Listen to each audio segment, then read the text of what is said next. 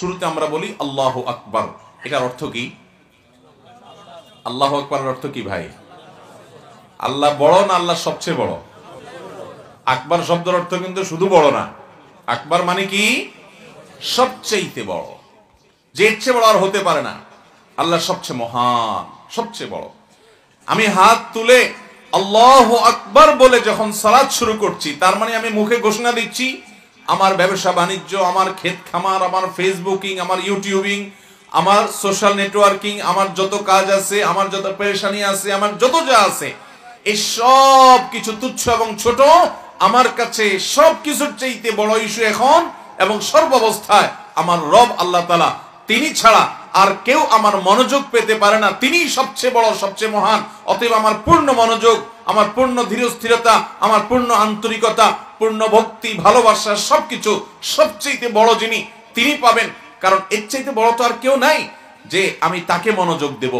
আল্লাহ তাআলা যদি সবচেয়ে বড় হয়, তাহলে মনোযোগটাও সবচেয়ে বেশি তার হওয়া উচিত, তার জন্য মনোযোগ হওয়া উচিত না? এজন্য আমরা শুরুতে ঘোষণা দিচ্ছি আল্লাহু আকবার, আল্লাহ সবচেয়ে বড়। তাহলে অন্য কোনো কিছু মনে আনবো না। অর্থের দিকে যদি খেয়াল করেন, তাহলে নিজের সঙ্গে নিজে সংগ্রাম করতে সুবিধা হবে। নফসকে, প্রবৃত্তিকে বলতে পারবেন, তুমি না মুখে ঘোষণা দিছো আল্লাহু আকবার, আল্লাহ সবচেয়ে বড়, তাহলে তুমি কিভাবে এখন এই মুহূর্তে নামাজের মধ্যে দোকানের কথা চিন্তা করছো? তুমি কিভাবে এখন ওই অমুকের কথা চিন্তা করছো, তমুকের কথা চিন্তা করছো? আরে ভাই, নামাজের ভিতরে যে বিষয়গুলো নিয়ে তুমি পেরেশান হচ্ছ, যেটা নিয়ে তুমি টেনশন করছো, তোমার কোনো পেরেশানি আছে এটা নিয়ে চিন্তা করছো, এগুলো সবগুলা যে রবের হাতে, তুমি তো তার সাথে সংযুক্ত হচ্ছ। অতএব ওই সমস্ত চিন্তা না করে রবের সাথে নেটওয়ার্কটা মজবুত করো, পূর্ণ মনোযোগ দাও, তোমার সমস্ত সমস্যার সমাধান রব করে দিবেন ইনশাআল্লাহ। ভাইরা আমার, এই জন্য বুঝতে হবে আমি কি বলতেছি। আল্লাহু আকবার মানে আল্লাহ সবচেয়ে।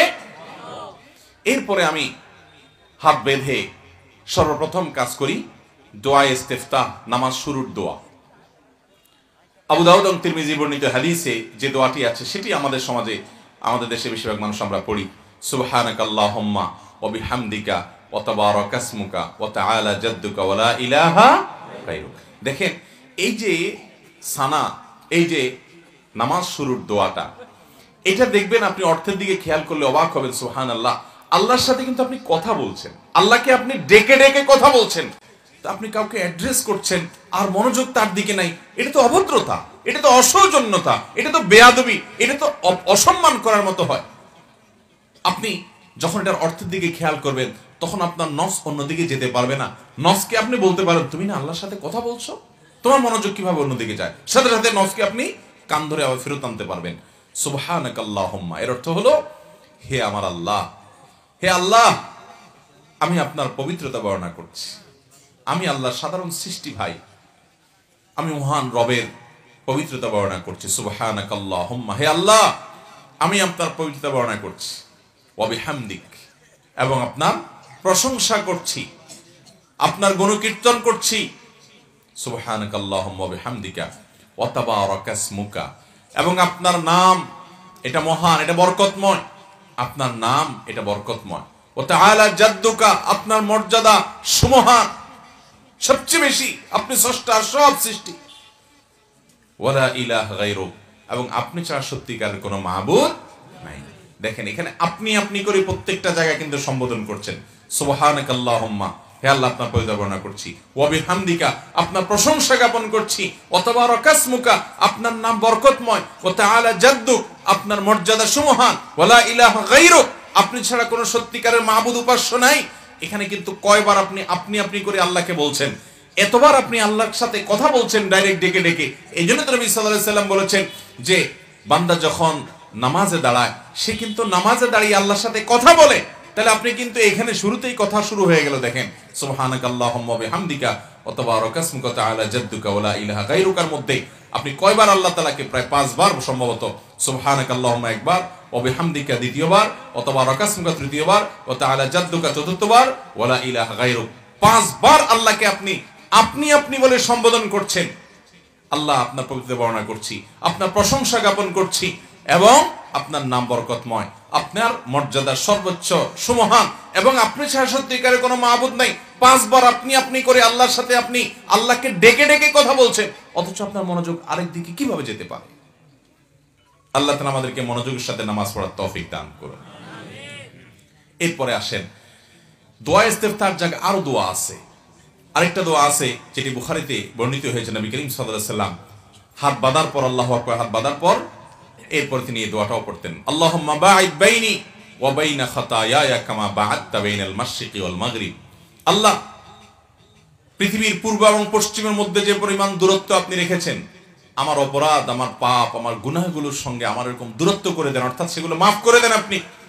এবং আল্লাহুম্মা নাক্কিনি মিনাল খাতায়া কামা ইউনাক্কা সাওবুল আবিয়াদু মিনাদ দানাস। আল্লাহ, নোংরা কাপড় যেরকম পরিচ্ছন্ন করে ফেলে মানুষ, ধুয়ে পরিষ্কার করে দবদবে পরিষ্কার করে ফেলে, আমার ভুল ত্রুটিগুলোকে আপনি সেরকম পরিষ্কার করে দেন। এবং আল্লাহুম্মা আগসিল খাতায়ায়া, আল্লাহুম্মা আগসিল খাতায়ায়া কামা বিল মাই ওয়াস সালজি ওয়াল বারাদ। আল্লাহ, আমার ভুল ত্রুটিগুলোকে আপনি পানি, বরফ এগুলো দিয়ে ধুয়ে পরিষ্কার করে দিন, অর্থাৎ গুনাহগুলো মাফ করে দিন।